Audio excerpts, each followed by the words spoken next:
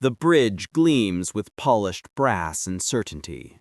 Officers in crisp white uniforms stand at attention, their faces radiating the confidence of men who believe they command the mightiest warship on Earth.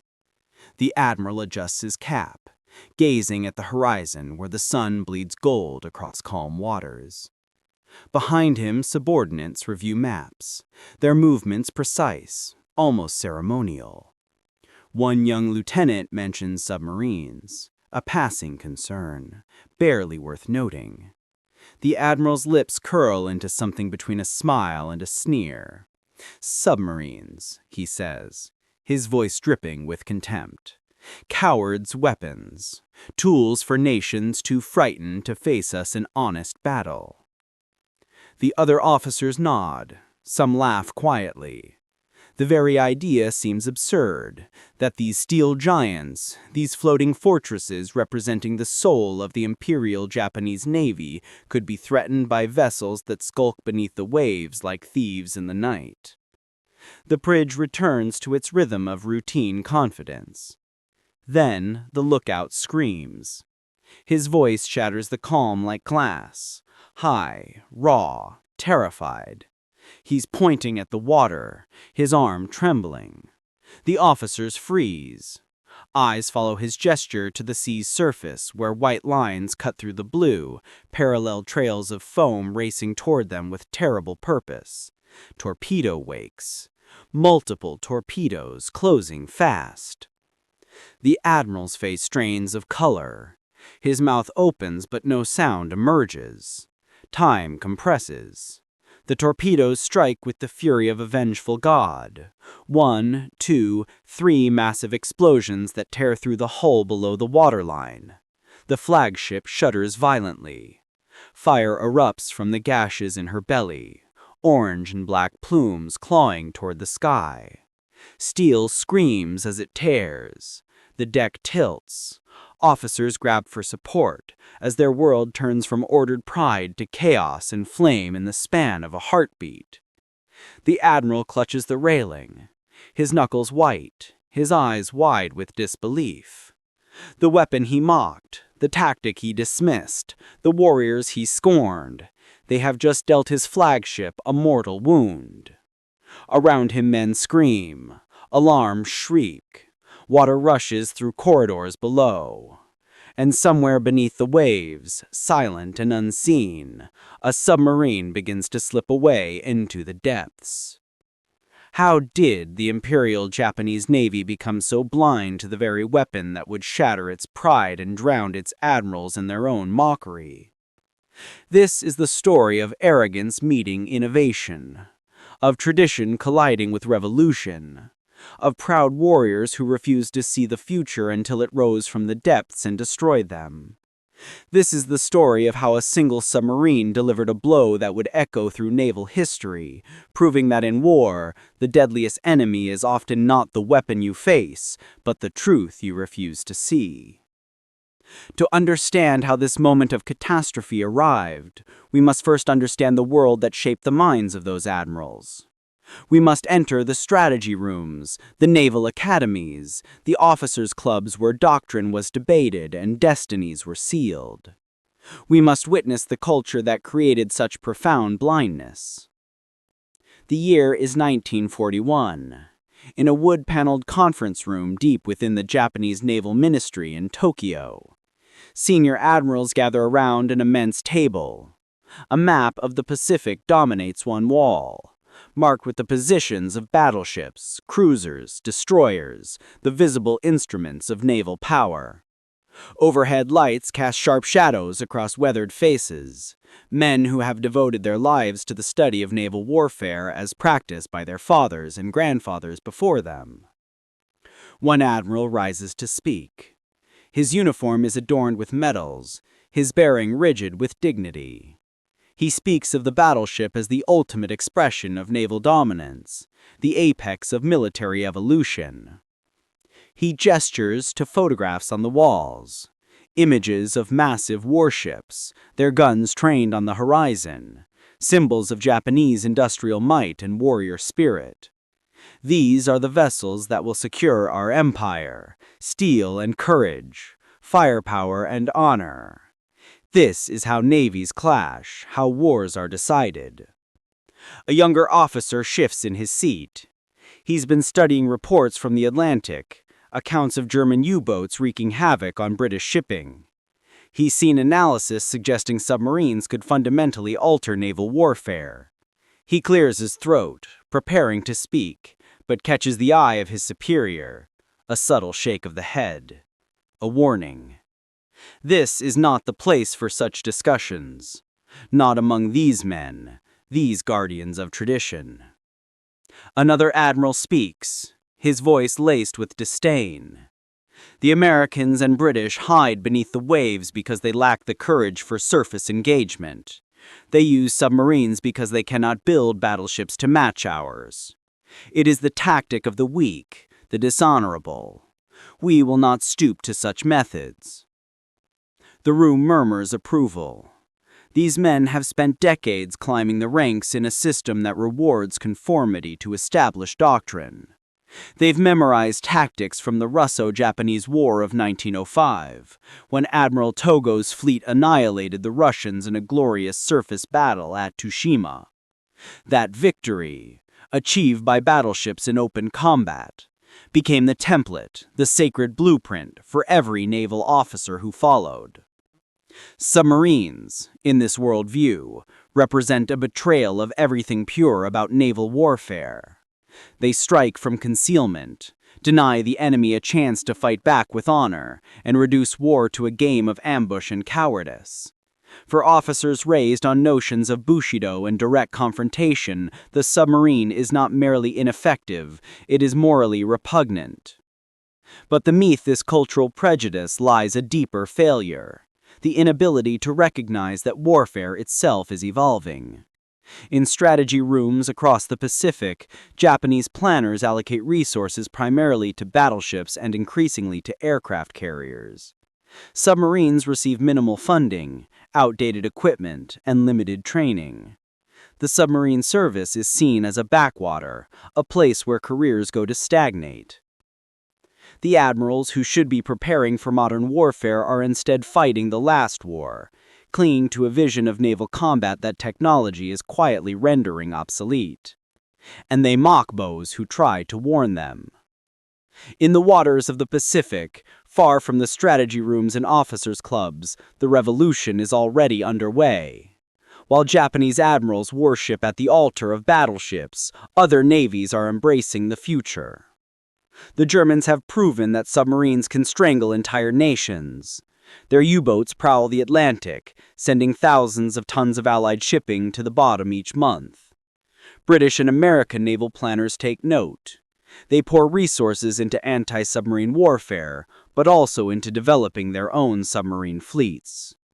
They recognize that the vessel capable of striking unseen, of appearing where least expected, has become the ultimate hunter. The Americans, in particular, are perfecting submarine warfare. Their boats are technologically advanced, their crews extensively trained. American doctrine emphasizes commerce raiding and fleet harassment, using submarines not as support vessels, but as primary weapons of naval warfare. These submarines carry powerful torpedoes, sophisticated sonar, and most importantly, crews who understand that modern war demands adaptation, not tradition. Meanwhile, Japan's submarine doctrine remains locked in the past. Japanese submarines are designed primarily to support battleship fleets, to scout and harass, rather than to hunt independently. They're taught to avoid merchant vessels, attacking civilian shipping is beneath them, and to focus instead on military targets. Even when they engage, Japanese torpedoes are often unreliable, their tactics predictable. In naval academies across Japan, instructors still teach gunnery calculation and battleship tactics as the core curriculum.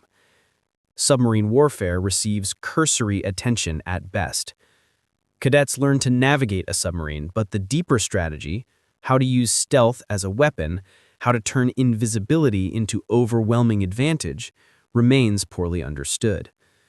At fleet exercises, battleships maneuver in formation, their crews practicing the choreography of surface engagement. Submarines participate, but they're relegated to minor roles, playing the enemy in scenarios designed to showcase battleship supremacy. When submarine commanders suggest more aggressive tactics, they're dismissed. When exercise results show submarines could devastate surface fleets in certain conditions, the data is set aside. It doesn't fit the preferred narrative. The cultural weight of tradition presses down on every level of the Imperial Navy. To challenge the battleship doctrine is to challenge the admirals who built their careers upon it. To suggest submarines deserve equal status is to insult the memory of Togo and the glory of Tsushima. And so the institution remains frozen, unable to adapt, even as the world around it transforms. In officers' messes over sake and cigarettes, senior commanders joke about submarine crews. They call them the cellar rats, men who prefer darkness to daylight, hiding to fighting. These jokes carry an edge of cruelty, but also genuine contempt. In a navy that values visible courage and honorable combat, submarine warfare seems fundamentally shameful. And so the gap widens. While American submarines grow deadlier and their crews more skilled, Japanese anti-submarine defenses remain primitive. Escort vessels lack effective sonar. Depth charges are in short supply. Convoy tactics are poorly developed. The Imperial Navy simply doesn't believe submarines pose a serious threat.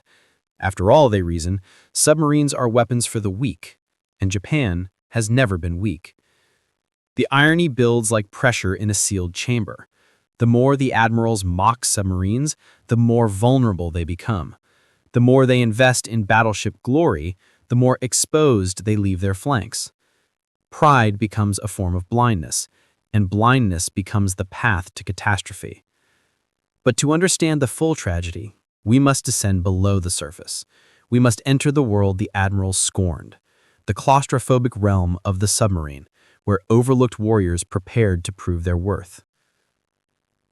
The hatch seals with a heavy clang that echoes through steel corridors. Inside the submarine, the air is already thick, a soup of diesel fumes, human sweat, and the metallic tang of condensation dripping from pipes. The space is impossibly tight. A man can barely walk without turning sideways. Bunks are stacked 3 high, so narrow that sailors sleep like corpses in crypts. Cables and valves cover every surface. There's no wasted space, no room for comfort. This is home for weeks at a time. The crew moves through their routines with practiced efficiency. Every man knows his role, his station, the choreography of survival in this steel tube. The cook prepares meals in a galley barely larger than a closet, his movements precise as he works around pipes that hiss with steam. The engineers monitor gauges, their eyes constantly scanning for anomalies, a pressure drop, a temperature spike, any sign that their vessel might betray them in the depths. In the control room, the commander stands before a forest of valves and dials. His face is weathered, lined by stress and sleepless nights. He's a veteran, old enough to remember when submarine duty was considered honorable, before the admirals decided it wasn't.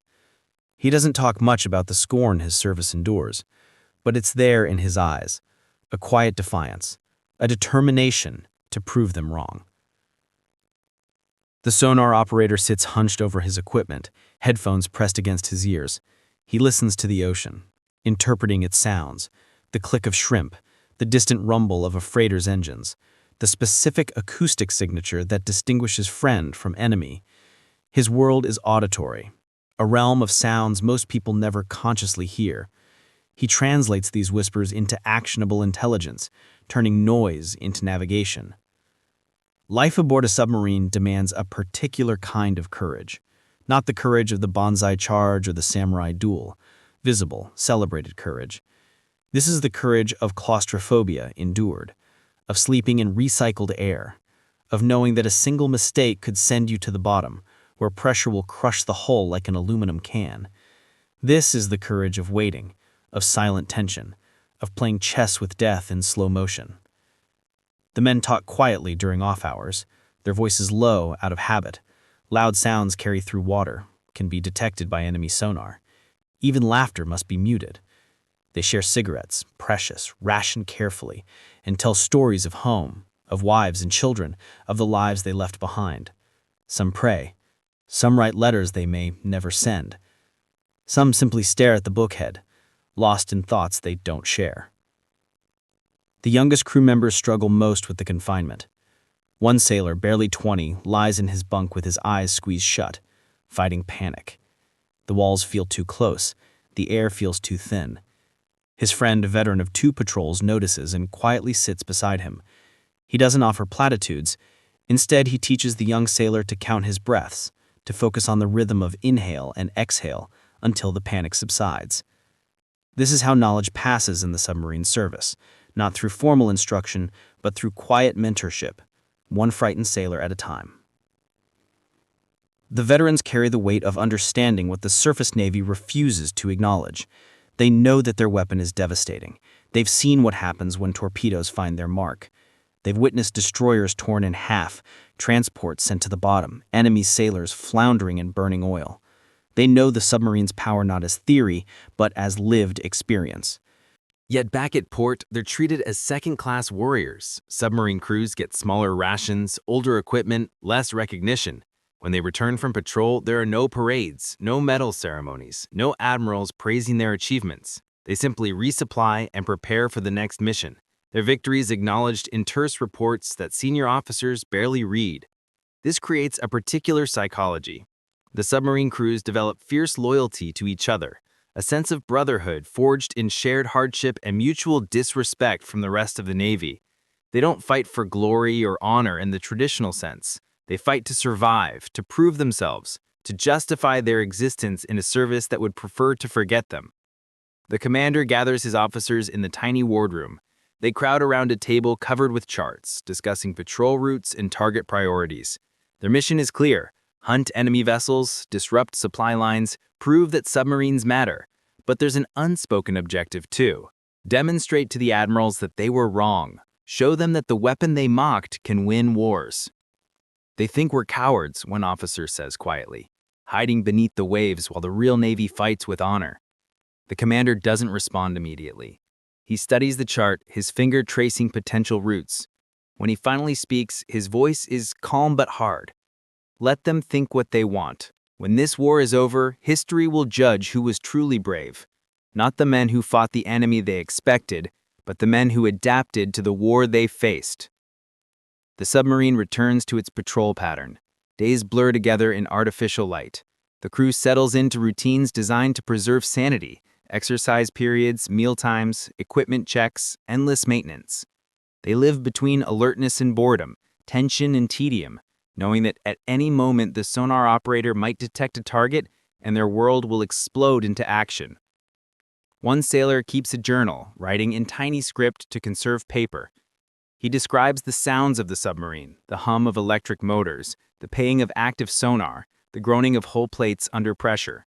He writes about his crewmates, their quirks and habits, the small kindnesses that make life bearable. He never mentions fear, though it saturates every page. Another crew member, an artist before the war, sketches in the margins of technical manuals. He draws his shipmates' faces, capturing expressions of concentration, exhaustion, rare moments of laughter. These sketches are contraband, technically a security risk if the boat is captured, but the commander allows it. He understands that men need something beyond duty to sustain them.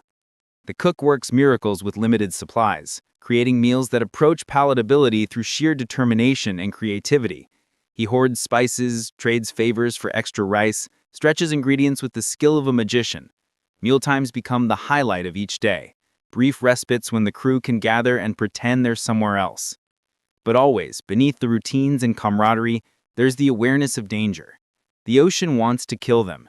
Enemy warships want to kill them. Their own equipment could malfunction and kill them. They live inside a machine designed to operate in an environment that will destroy any human exposed to it. Every dive is an act of faith in engineering. Every return to the surface is a small miracle. And through it all, they remain the forgotten warriors. The admirals who plan grand fleet actions give them little thought. The battleship sailors who train for glorious surface engagements consider them beneath notice. But the submarine crews keep patrolling, keep hunting, keep waiting for their moment to prove that the future of naval warfare doesn't belong to those who fight with honor, but to those who fight with effectiveness. That moment is coming, sooner than anyone expects. While submarine crews patrol the depths and admirals plan their battleship campaigns, the Imperial Navy is tearing itself apart from within. The conflict isn't visible to outsiders, but it festers in conference rooms and private meetings, in coded language and subtle rebuffs. The younger officers see what's coming. They've studied the reports from Europe. They understand that technology is reshaping warfare faster than doctrine can adapt. Some of them are brilliant tacticians, men who have grasped that the age of the battleship is ending, that air power and submarines will dominate the coming conflict. They try to make their voices heard. Commander Nakamura sits across from Admiral Yamashita in a sparse office overlooking Tokyo Harbor. Outside the window, a battleship dominates the view, its guns like monuments to a fading era. Nakamura has prepared a detailed report on submarine effectiveness, complete with data from German operations in the Atlantic. He's practiced his presentation, chosen his words carefully, tried to frame his argument in terms the Admiral will accept. "Sir," Nakamura begins, his voice respectful but urgent. "The data clearly shows that submarines pose a significant threat to our surface fleet. The Americans are investing heavily in submarine warfare. We need to enhance our anti-submarine capabilities and reconsider our defensive posture." Admiral Yamashita doesn't look at the report. He gazes out the window at the battleship instead. When he speaks, his voice carries the weight of decades of certainty.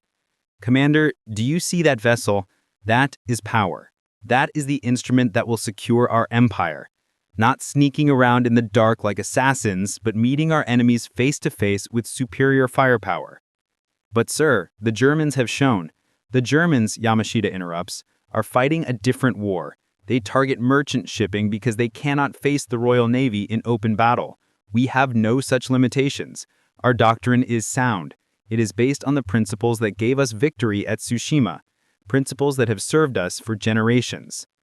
Nakamura tries again, explaining the vulnerability of supply lines, the difficulty of detecting submerged submarines, the catastrophic damage a single torpedo can inflict.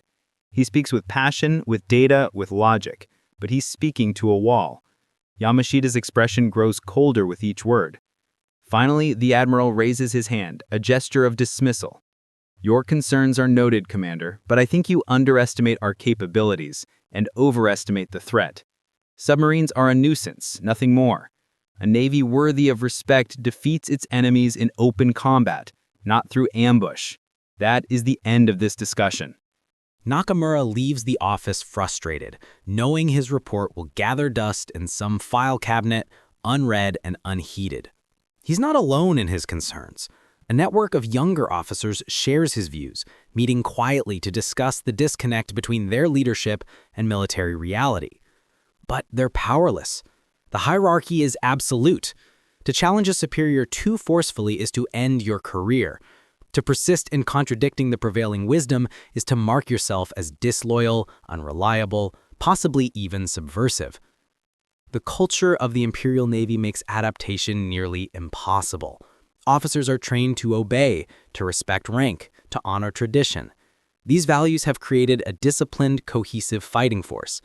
But they've also created an institution incapable of self-correction. When the men at the top are wrong, the entire organization follows them into disaster. At naval staff meetings, the pattern repeats endlessly. Younger officers present evidence of submarine effectiveness. Senior admirals dismiss it. Data is ignored. Warnings are waved away. The few who persist too vigorously find themselves transferred to remote postings. Their careers effectively ended. The message is clear. Don't question the wisdom of your superiors. Don't suggest that the strategies that brought glory in the past might fail in the future. Some of the senior admirals genuinely can't see the problem. They've built their entire worldview around battleship supremacy. To acknowledge that submarines could threaten that supremacy would require admitting that they've devoted their careers to outdated ideas. It would mean accepting that the principles they learned as cadets, the tactics they've taught to generations of officers, are no longer valid. For men who've given everything to the Navy, who've sacrificed personal happiness for professional advancement, such an admission is psychologically impossible. Others see the problem but choose to ignore it. They're close to retirement or they're positioned for a promotion and they don't want to rock the boat. Acknowledging the submarine threat would require massive shifts in resource allocation, doctrine, training, changes that would disrupt the comfortable status quo and potentially damage careers. It's easier to maintain the fiction that everything is fine. And so the disconnect grows. The men who actually face modern warfare, submarine commanders, junior officers who've studied foreign developments, intelligence analysts who've assessed enemy capabilities, understand the danger, but they're trapped beneath layers of hierarchy, unable to influence the decisions being made above them. Their expertise is ignored. Their warnings are dismissed as alarmist or disloyal. In one particularly heated meeting, a young staff officer loses his composure. He's been trying for months to convince his superiors to take submarine threats seriously. He's compiled statistics, analyzed battle reports, created detailed presentations, and he's been ignored at every turn. Finally, his frustration erupts. "Sir, with respect, we are preparing to fight a war that no longer exists. The enemy isn't going to oblige us with battleship duels. They're going to use every weapon at their disposal, including submarines. If we don't adapt, we will lose." The room goes silent. The Admiral at the head of the table stares at the young officer with an expression that could freeze water. When he speaks, his voice is quiet, but lethal. "Lieutenant, you will control yourself. You will remember your place, and you will trust that your superiors, who have decades of experience you lack, understand naval warfare better than you do. Is that clear?" "Yes, sir." "You are dismissed. Report to administration for reassignment." The young officer leaves, his career effectively over. The other junior officers in the room take note. The message is received. Silence becomes survival. This internal warfare, tradition versus innovation, hierarchy versus adaptation, pride versus pragmatism, weakens the Imperial Navy more than any enemy could. It creates blind spots, vulnerabilities, points of failure that go unaddressed because acknowledging them would require admitting error. And in a culture where honor and face are paramount, such admissions are unthinkable. The submarine crews watching from the margins see all of this. They understand that they're operating in a navy that doesn't value their service, doesn't understand their weapon, and won't listen to their experience. It hardens them, makes them more determined to prove themselves, and it makes them dangerous, because they're fighting not just the enemy, but also for respect from their own leadership. The stage is set. Pride has built a wall between the admirals and reality. Tradition has blinded the leadership to innovation. Internal politics have silenced the voices of those who could warn of danger. And in the depths, patient and persistent, the submarine waits for its moment to strike. The submarine glides through dark water, its electric motors humming softly. On the surface, the ocean is calm, moonlight painting silver paths across the waves. Below, the submarine moves like a predator, alert and hungry. Days have passed since they left port. The crew has settled into the rhythms of patrol, watch rotations, maintenance routines, the endless waiting that defines submarine warfare. They've investigated several contacts, shadowed a few merchant vessels, found nothing worth engaging. The waiting tests their patience and their nerves. Then the sonar operator straightens in his chair. His hand moves to adjust the sensitivity, his head tilting as he concentrates on what he's hearing. The headphones press against his ears and his eyes narrow with focus. For several seconds, he says nothing, just listens, interpreting the acoustic patterns only he can perceive. Contact. Multiple screws, heavy tonnage, bearing 270, range approximately 8,000 meters. The control room snaps to attention. The commander moves to the sonar station, leaning over to study the display. Other officers crowd close, their casual postures replaced by coiled tension. This could be nothing, another merchant vessel, a fishing fleet, or it could be something significant. Classification? The sonar operator listens for another moment. Propeller count and acoustic signature consistent with capital ship, possibly battleship or heavy cruiser, accompanied by at least 2 escorts. A capital ship. The words electrify the crew. The commander studies the chart, calculating angles, speeds, intercept courses. His mind runs through scenarios, assessing risks and opportunities. They're in a good position, downwind, with the target moving across their path. If they can close the range undetected, they'll have a clear shot. But the timing must be perfect. Miss, and the escorts will hunt them down. Fail to dive deep enough after firing, and they'll be vulnerable to counterattack. All ahead slow, he orders. Maintain depth at 30 meters. Come left to 250. Silent running. The crew moves with practiced efficiency. The helmsman adjusts the submarine's course. The engineers reduce speed, minimizing noise. Throughout the boat, men stop what they're doing, freeze their movements, even control their breathing. Every sound carries through water, could alert the enemy that death is approaching from below. The submarine creeps closer. The sonar operator provides continuous updates, range decreasing, target maintaining course. The commander raises the periscope for brief observations, never leaving it up long enough to be spotted. Through the lens, he catches glimpses of the target. It's magnificent. A massive battleship, its superstructure rising like a steel mountain from the sea. Even in darkness, the ship radiates power and confidence. Its guns point skyward, ready to rain destruction on anything foolish enough to challenge it. Smaller destroyers flank it, their wakes white against the dark water. The formation moves with the grace of a well-trained unit, confident in its superiority. The commander lowers the periscope. His heart is racing, but his hands are steady. This is the moment every submarine commander dreams and dreads. A shot at a major warship, a chance for glory, but also a chance to die trying. He looks around the control room at his crew. They're watching him, waiting for his decision. He sees fear in some faces, determination in others, but mostly he sees trust. They've trained for this. They're ready. Standby torpedo tubes 1 through 4. Set depth at 4 meters. Spread pattern. In the forward torpedo room, crew members prepare the weapons with careful precision. Each torpedo is checked, rechecked, settings verified. These are the instruments of their revenge, not just against the enemy, but against every admiral who dismissed submarines as cowardly, every officer who mocked the submarine service, every slight and insult they've endured. The submarine continues its approach. The target is now 5,000 meters away. Close enough to attack, but the commander wants to get closer to ensure accuracy. Every meter he closes increases his chances of success, but also increases the risk of detection.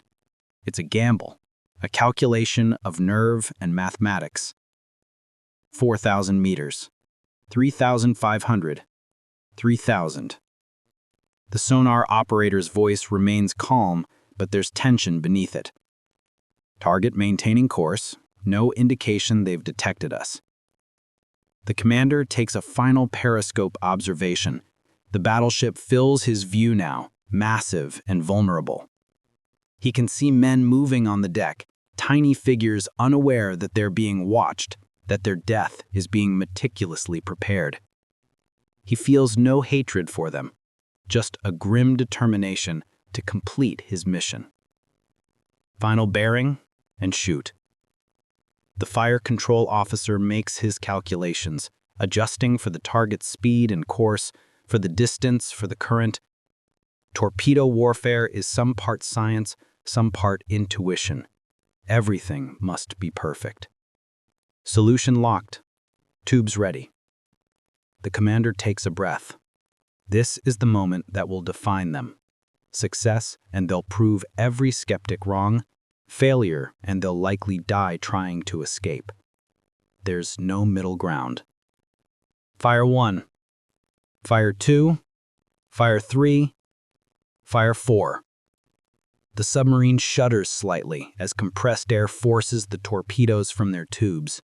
The weapons streak away into the darkness, their motors propelling them at 40 knots towards the target. The crew can only wait now, counting seconds, imagining the torpedoes cutting through water, closing the distance. In the control room, time seems to stretch.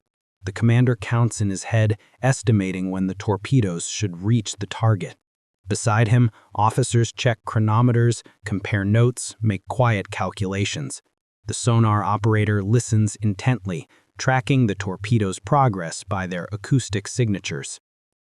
30 seconds, 45 seconds, 60 seconds.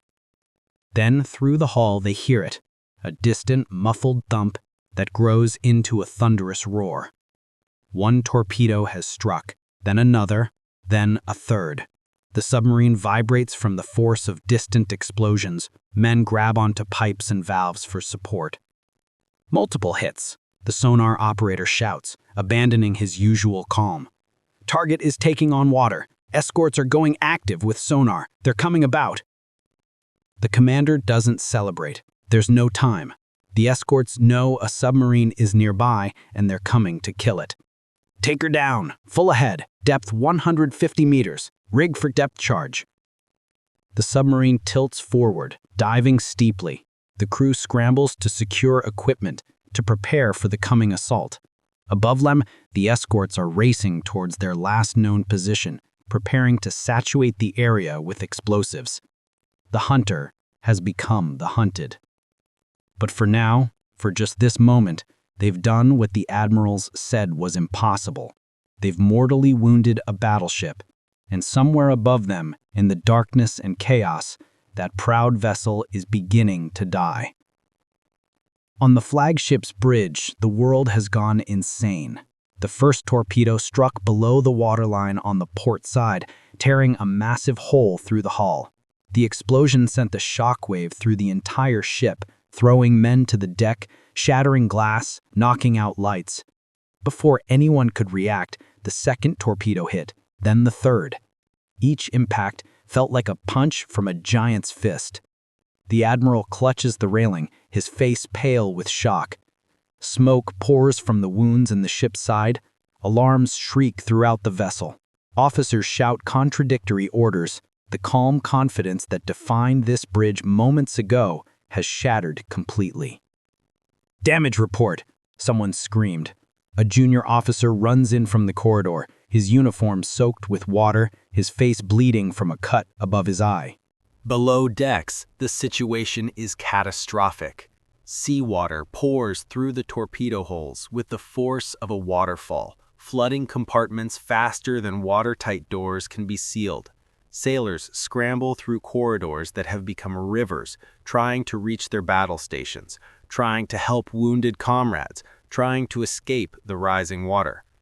In the forward magazine, a damage control team fights desperately to prevent the flooding from reaching the ammunition stores. If water hits the hot metal of the lower decks, if it reaches certain electrical systems, the resulting explosion could tear the ship apart. They work in near-total darkness, using hand pumps that accomplish almost nothing against the volume of water pouring in. A young sailor finds himself trapped in a compartment that's flooding rapidly. The watertight door sealed before he could escape, standard procedure to prevent the entire ship from flooding, but it means he's going to drown. He pounds on the metal door, screaming for help that won't come. The water is up to his chest now, ice cold, rising steadily. He thinks of his family, his village, the life he'll never live. The water reaches his chin. He takes a final breath. The water closes over his head. Throughout the ship, similar scenes play out. Men trapped in flooding compartments, men burned by flash fires, men crushed by falling equipment. The flagship is transforming from a symbol of power into a coffin for hundreds of sailors. On the bridge, the Admiral finally breaks from his shock. He begins issuing orders. Damage control teams to the affected areas, prepare lifeboats, signal the escorts for assistance. But even as he speaks, he knows it's futile. The ship is listing heavily now. The flooding can't be stopped. The question isn't whether the flagship will sink, but how many men will die with it. An officer approaches, his voice breaking. "Sir, the engine room reports they're losing power. The list is increasing. We need to give the order to abandon ship."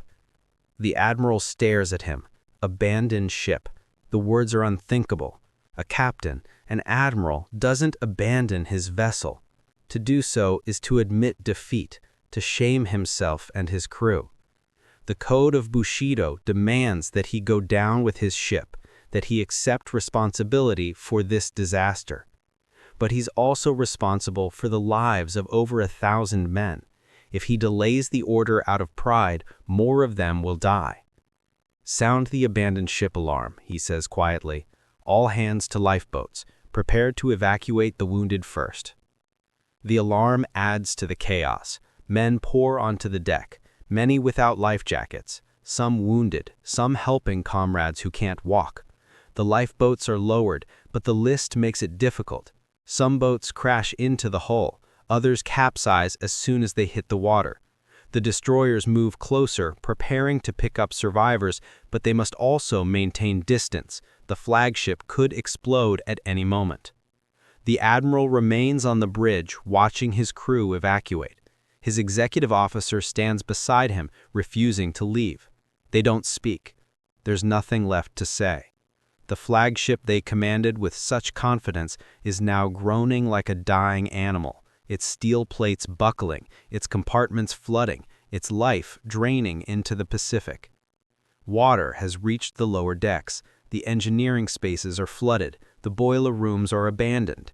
Throughout the ship, the sounds of death echo through passageways, the roar of water, the scream of stressed metal, the cries of men still trapped below. A damage control officer staggers onto the bridge, exhausted and soaked. "Sir, we've lost containment. The flooding has reached critical compartments. She's going down." The Admiral nods slowly. He looks out at the ocean, at the moon reflecting on calm waters, at the beauty of the night that has become his tomb. He thinks about the meeting earlier today, about his dismissal of submarines, his arrogance, his certainty. He thinks about the young officer who tried to warn him about submarine threats, the report he never read, the data he ignored. The ship lurches violently. The list increases to 30 degrees. Men slide across the deck, some falling into the ocean. The Admiral grabs the railing to keep from falling. His executive officer loses his grip and tumbles toward the edge. The Admiral reaches for him, but misses. The officer disappears over the side with a scream that's cut short by impact with the water. The Admiral is alone now.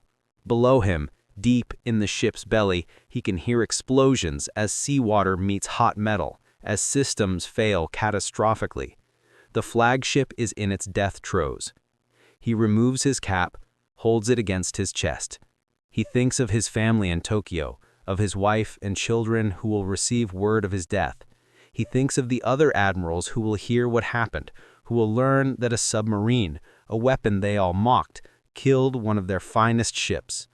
Will they learn from this, or will pride blind them again? The ship rolls further. Water pours across the deck now. The Admiral maintains his position, his dignity, even as his world tilts into chaos. This is his responsibility. This is his failure, and he will accept the consequences with the honor his service demands. The flagship groans one final time. Then, with terrible slowness, it begins its final plunge. The stern rises out of the water, propellers spinning uselessly in air. Men still aboard scream and jump, trying to escape the suction that will pull them down. The Admiral closes his eyes. He feels the deck drop beneath him. Cold water rushes over his head. The pressure builds. And then, there is only darkness, silence, and the long descent to the bottom. Above, on the surface, oil burns. Debris floats. Survivors cling to wreckage, calling for help. The destroyers move among them, pulling men from the water, counting the living and the lost. Over 500 sailors will never return home. They died because their leaders refused to adapt, refused to see the threat that was coming, refused to believe that the future of warfare had changed. And somewhere below, slipping away into the depths, the submarine that killed them continues its escape. Inside the submarine, the crew works in near-total silence. The dive has taken them deep, deeper than they've ever gone before. The pressure on the hull is immense. Every rivet, every seam, every weld is being tested. The boat creaks and groans, sounds that make the crew's blood run cold. At these depths, if the hull fails, they'll be crushed instantly. The ocean will compress them and their vessel into twisted metal and shattered bodies. Above them, the destroyers are hunting. The sonar operator reports splashes, depth shells hitting the water. The crew braces. Seconds pass, then the first explosion hits. Even at this depth, the force is staggering. The submarine shakes violently, lights flicker, pipes burst, spraying water. Men grab onto anything solid, their faces tight with fear. The depth shell wasn't close enough to rupture the hull, but it was close enough to hurt. Another explosion. Then another. The destroyers are saturating the area, trying to bracket the submarine with explosives. Each blast sends shockwaves through the water, through the hull, through the bodies of the men inside. Some crew members bleed from their ears, others vomit from the concussive force. The commander maintains his position, outwardly calm, though his knuckles are white where he grips the periscope housing. He's gambling everything on depth and silence. If they can remain quiet, if they can avoid making any noise that would reveal their position, they might survive. But every minute they stay deep is a minute closer to running out of air, to depleting their batteries, to mechanical failure from the extreme pressure. The chief engineer appears at his side, speaking in a whisper. "Commander, we're taking on water from several leaks. Nothing critical yet, but at this depth, any of them could worsen rapidly, and we're down to 40% battery power." The commander nods. They can't stay deep forever. Eventually, they'll have to surface to recharge, to repair the damage, to breathe. But if they surface now, the destroyers will find them and kill them. Another explosion, farther away this time. The destroyers are expanding their search pattern, unsure of the submarine's position. The crew allows themselves small hope. Maybe the worst is over. Maybe they've escaped. The sonar operator removes his headphones, his face drawn with exhaustion. Destroyer sounds are fading. They're moving away. Relief floods through the control room, though no one speaks it aloud. They're not safe yet. The commander waits, counting minutes, ensuring the destroyers are truly gone. Finally, he gives the order. "Take us to periscope depth, slow and quiet." The submarine rises gradually. At 40 meters, the commander raises the periscope and scans the surface. The burning wreckage of the flagship illuminates the night. Lifeboats dot the water. The destroyers are distant, still searching, their attention focused elsewhere. The submarine has escaped. But there's no celebration in the control room, no cheering, no congratulations. The crew is subdued, silent, processing what they've done. They've just killed hundreds of men. Yes, those men were enemies. Yes, it was war, but the weight of it still presses down on them. The commander lowers the periscope. He looks at his crew, sees the mixture of emotions on their faces. Relief at survival, pride at accomplishment, but also something heavier. Guilt, perhaps, or simply the recognition of what war actually means, stripped of glory and romance. "Surface the boat," he says quietly. "We need to ventilate and recharge, then we'll return to base." The submarine breaks the surface. The hatch opens. Fresh air rushes in, replacing the stale atmosphere. Crew members take turns going topside, breathing deeply, looking at the stars, grateful to be alive. The commander stands on the conning tower, watching the glow of the burning wreckage on the horizon. He's achieved what every submarine commander dreams of, sinking a capital ship. He's proven that submarines are powerful, effective weapons. He's vindicated his service and his crew. But the victory feels hollow. Not because he doubts the mission or regrets his actions. He did what war demanded, but because he understands the cost in a way that the admirals who plan battles never do. He knows that victory in war always comes wrapped in death, that every triumph has a foundation of corpses. One of his officers approaches. "Sir, shall I log the attack? Confirmed kill of enemy battleship?" "Yes, log it, but also log this." He pauses, choosing his words carefully. "Note that the weapons so many dismissed as cowardly proved decisive. Note that the tactics ridiculed by the surface navy achieved what battleship guns could not. Make sure that anyone who reads this report understands what happened here." The officer writes carefully. The commander knows this report will likely be filed away, unread by the admirals who need to see it most. But perhaps someone will read it. Perhaps someone will learn. The crew works through the night, repairing damage, recharging batteries, preparing for the journey home.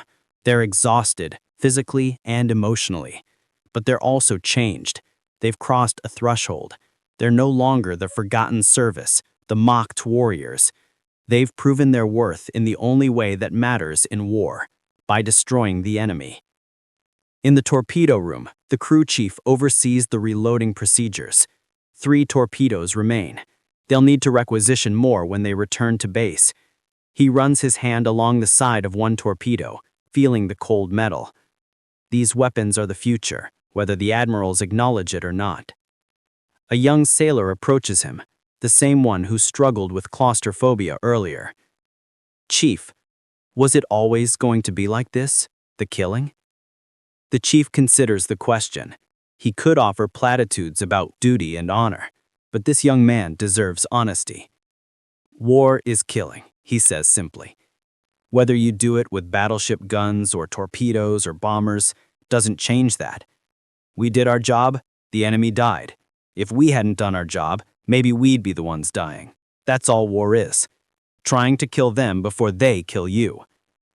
Do you think it'll make a difference, what we did tonight? I don't know. Maybe. Or maybe the admirals will find some way to dismiss it, to explain it away, to keep believing what they want to believe. People are good at that, seeing only what they want to see." The young sailor nods slowly. He returns to his duties, but the chief's words stay with him. He's beginning to understand that war isn't the glorious adventure he imagined. It's ugly, brutal, and morally complicated. And the men who fight it carry the weight of their actions forever. As dawn approaches, the submarine sets course for home. Behind them, the wreckage of the flagship continues to burn, a beacon visible for miles.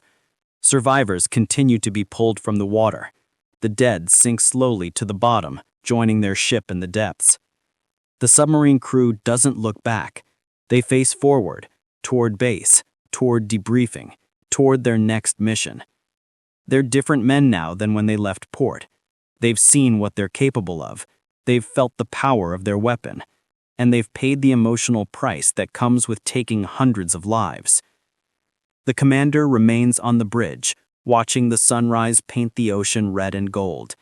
He thinks about the Admiral on that flagship, about the last moments of a man who refused to believe the truth until it killed him. He wonders if anything will change, if this sinking will force the Imperial Navy to confront its blindness. But deep down, he doubts it. Pride is a stubborn enemy, more stubborn than any submarine.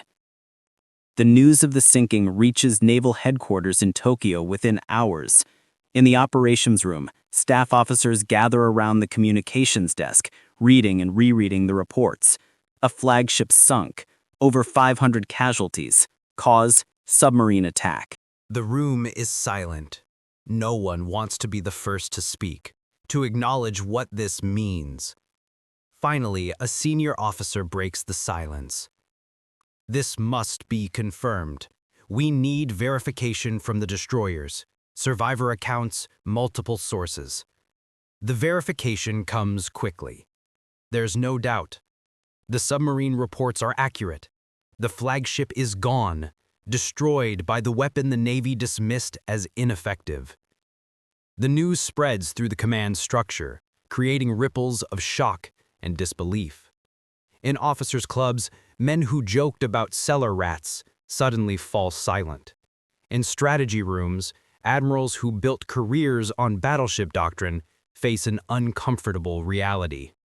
In training academies, Instructors who taught that submarines were secondary weapons confront the inadequacy of their curriculum. Some officers react with anger, looking for someone to blame. The submarine shouldn't have been in that area. The escorts failed in their duty. The flagship's captain was careless.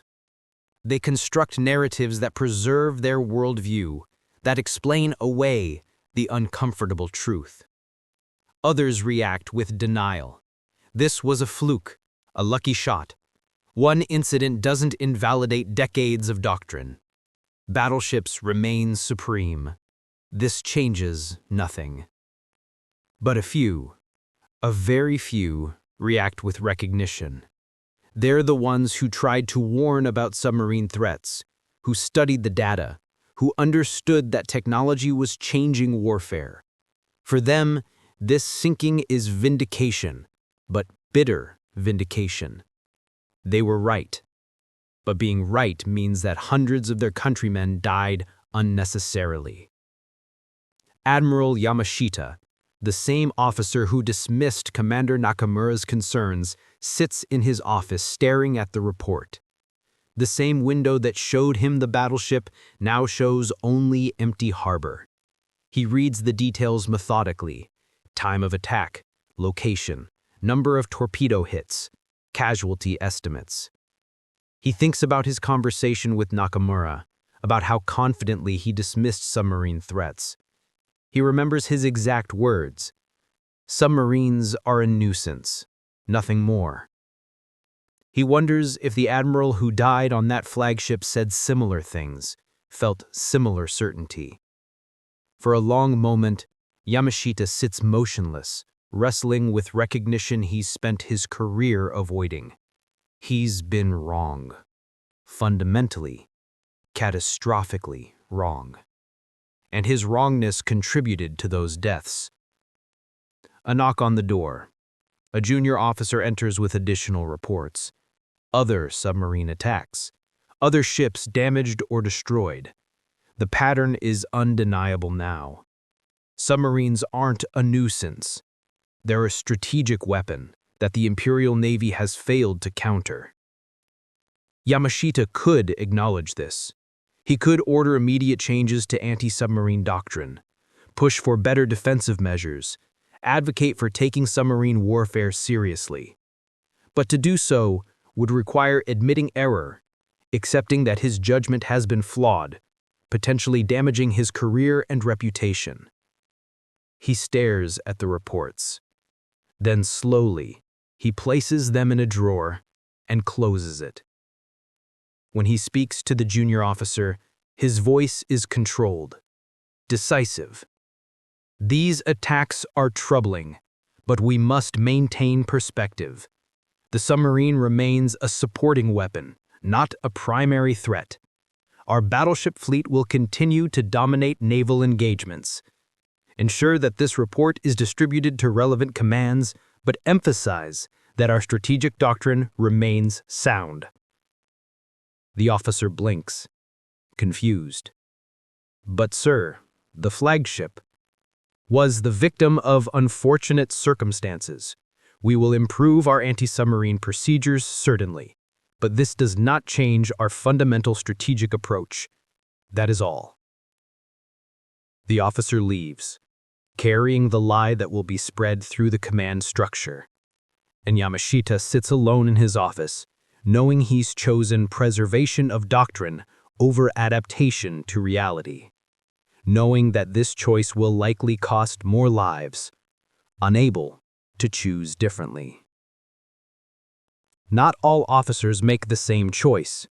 In scattered offices and meetings, some push for change. They advocate for better sonar, more depth charges, improved convoy tactics.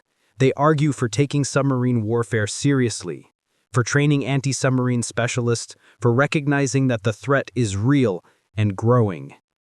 They face resistance at every turn. Changing doctrine means changing budgets, redistributing resources, admitting past mistakes. The institutional inertia is massive. The cultural resistance is even stronger. To elevate submarine warfare to the status of primary threat would require fundamentally reshaping the Navy's identity, abandoning the battleship-centered worldview that has defined Japanese naval thinking for decades. Some changes do occur. Anti-submarine patrols increase. More resources are allocated to defensive measures. Training improves marginally. But these changes are incremental, insufficient, and implemented reluctantly. The fundamental doctrine remains unchanged. Battleships are still supreme. Submarines are still secondary. The worldview that led to the flagship's sinking remains largely intact. In naval academies, instructors add brief sections on submarine threats to their curriculum, but these sections are taught half-heartedly, framed as minor adjustments rather than fundamental shifts. Students learn to pay lip service to submarine dangers while still believing that real naval power comes from surface vessels. The submarine crews returning from patrols see all of this. They see the minimal changes, the grudging acknowledgments, the unwillingness to truly adapt.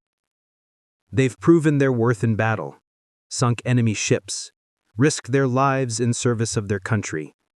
Yet they remain second-class warriors in the eyes of their own Navy. This creates a strange dynamic. The submariners become more insular, more bonded to each other, more contemptuous of the surface Navy that refuses to respect them. They develop their own culture, their own pride, separate from the broader Imperial Navy. They stop seeking approval from the admirals and start seeking it from each other. And they become deadlier. Every patrol teaches them new tactics. Every engagement refines their skills.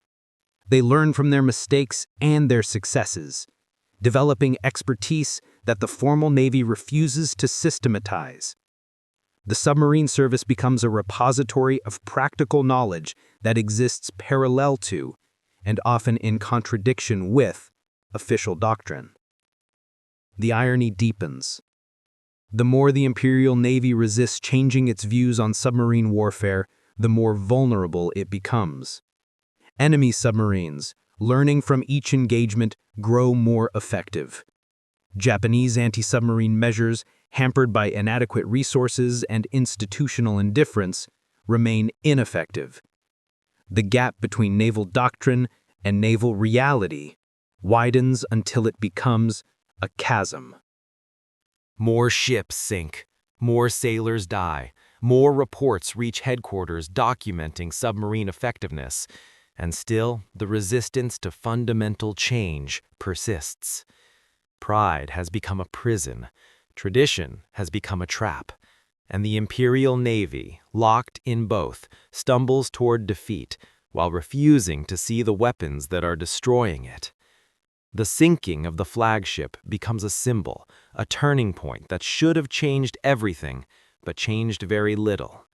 It's studied in staff meetings, analyzed in reports, discussed in quiet conversations, but the lessons drawn are filtered through layers of institutional resistance, cultural inertia, and personal pride until they emerge stripped of their transformative power.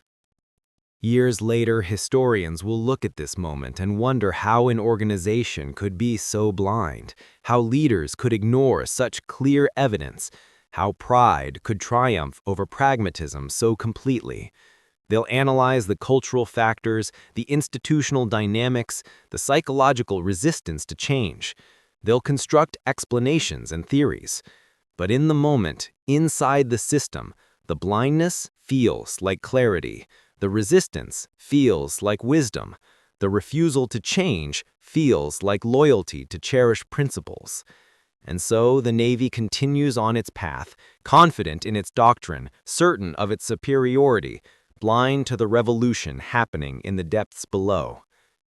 The submarine that sank the flagship returns to port to little fanfare. There are no parades, no medal ceremonies, no public recognition. The crew receives brief acknowledgement, their achievement noted in service records, their success quietly filed away. Then they're sent back out on patrol, back to the dangerous work of hunting in silence, while the surface navy continues to receive the glory, the resources, and the respect. But something has changed, even if the admirals won't acknowledge it. Every submarine crew knows now what they're capable of. Every submariner carries the knowledge that their weapon can bring down the mightiest vessels. And they wait, patient as the ocean itself, for history to vindicate them. The tide is turning, though few on the surface can see it. The age of the battleship is ending.